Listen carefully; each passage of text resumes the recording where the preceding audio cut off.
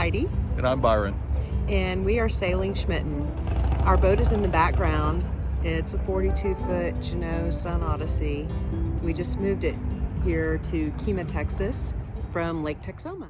Hi again.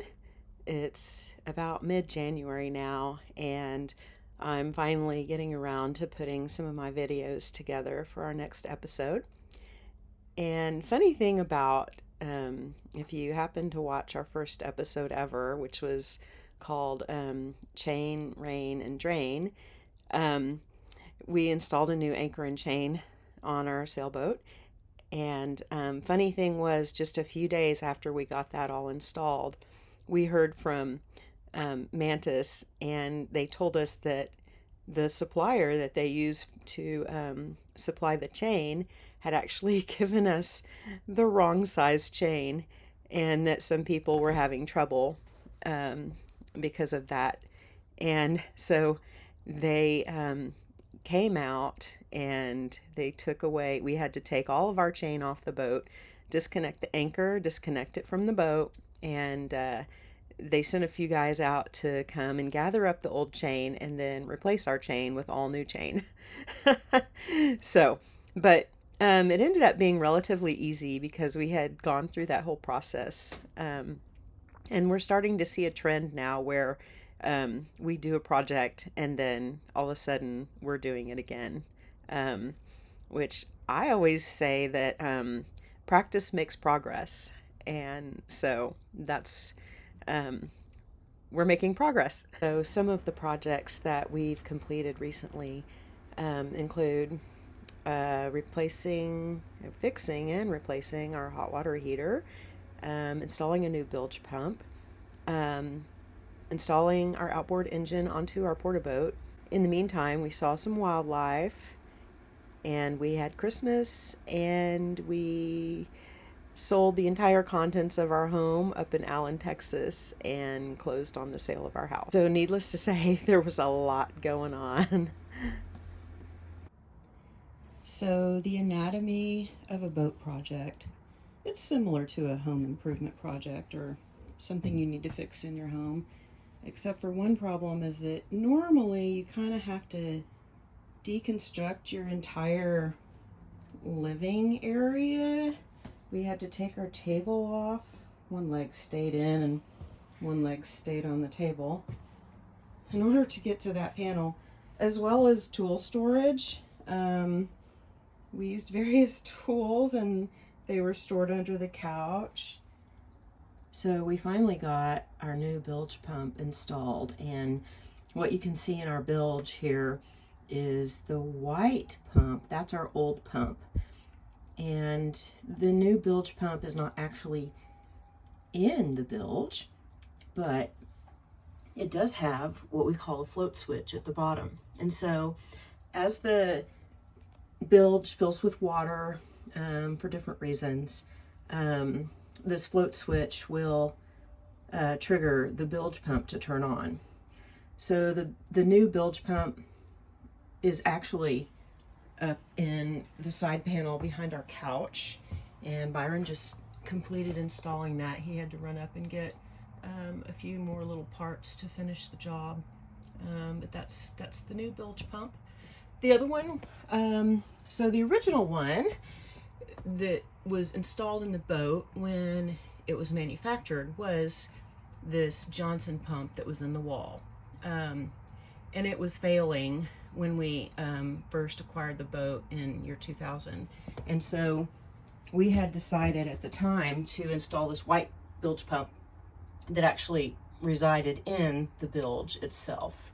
But as we did more research, we discovered that having the pump in the bilge was not really a great idea. So we ended up taking this one out, and well, this one still worked, but the auto feature did not work. You could run the bilge pump and it would pump the water out, but it was a manual thing, and it's really better to have it on auto, to where anytime the bilge fills up, the pump will automatically turn on and pump the water out. And so we reinstalled the same type of pump that originally came with the boat, which is a Johnson pump. And it works.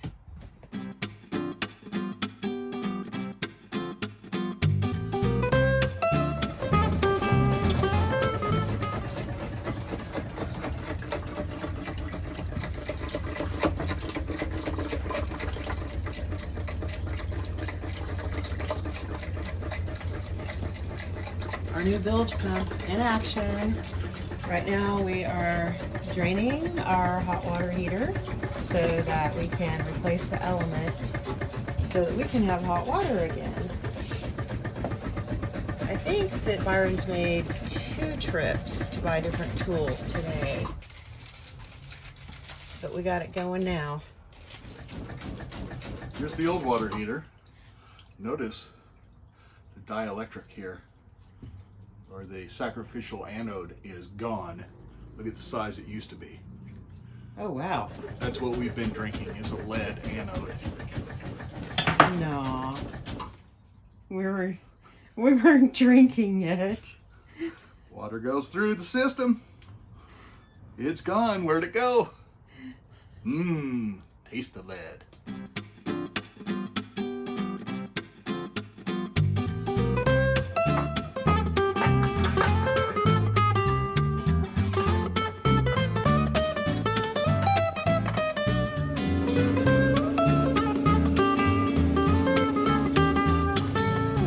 So I just turn our water pump on so that we can refill the hot water heater with water. And then we get to test it and see if the element works.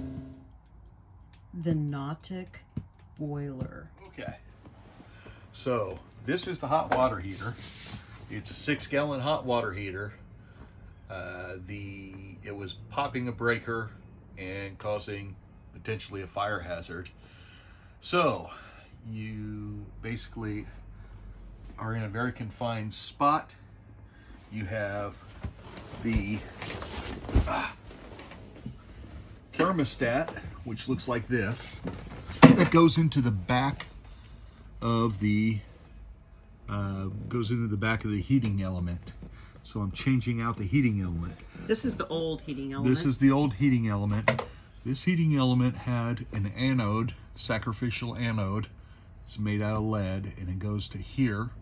And basically, as the water goes through it, it eats itself up in order to keep everything from rusting. So this one was gone. All that lead went somewhere, probably into the water supply of the boat. It was from 2006, right? This is from 2006. Original equipment. And typically we don't drink the water on the boat without filtering it first, so that's a good thing. Anyway, I used a ginormous socket to get this thing off. And now the new one is in. When I opened it up, all the water drains out of this and goes into the bilge pump. And the bilge pump pumps it overboard. And now I've put the new one in. I've tightened it down, and we pressurized the water, so the water is now working. I don't see any leaks out of the new unit, which is good. And so now I've got to put the thermostat back in it and wire it up, and then secure this tank with these straps. This Nautic boiler. Yeah, Nautic boiler. Or we can call it the naughty boiler. And then I've got this beautiful, what looks like a European French plug, which means it can't be as good as American. And that'll be our project for the day. It's another beautiful Saturday morning here at on our boat, and we are getting ready to install a water heater.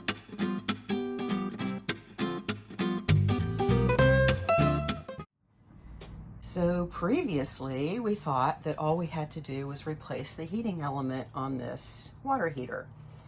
But after we got the heating element replaced, we discovered that the place where you ground it was rusted out.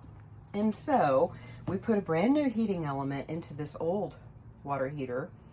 And then we discovered we needed to order a brand new water heater. And so here it is.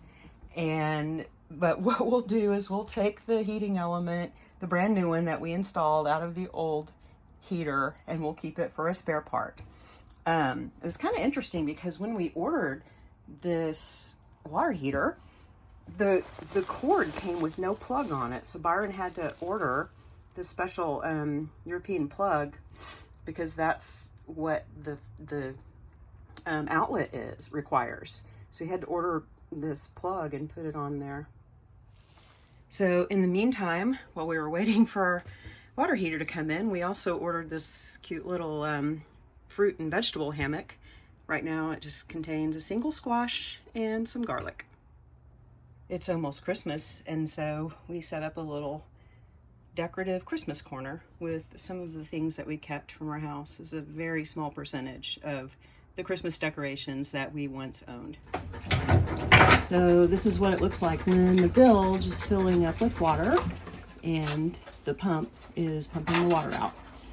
The bilge is filling up because we just emptied the water heater in steps to replace it. Finally! Half of broke projects is just getting pissed off enough to start really wrenching on stuff. It's out. So Byron's got all the connections made to the new Nautic boiler, and now it's time to put it in. Put it in the hole.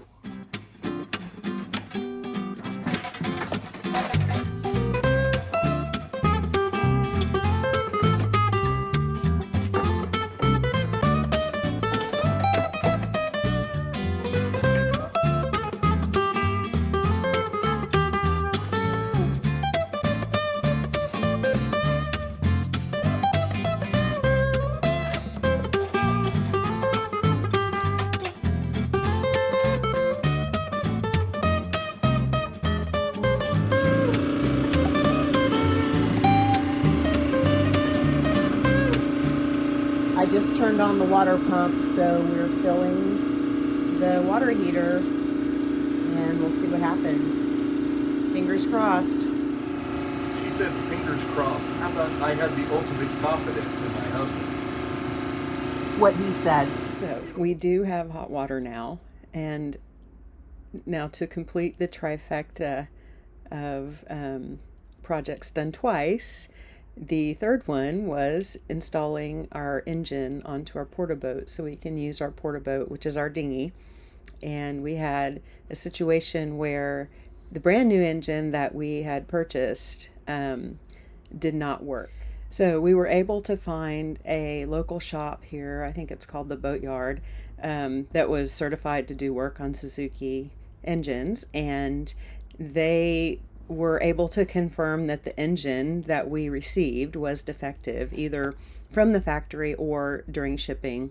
We don't know, but Suzuki ended up replacing the entire engine. So we got our second engine, and we did get it installed on the PortaBote, and we've been testing out the PortaBote and just kind of priming the engine by putting some hours on it at low RPM.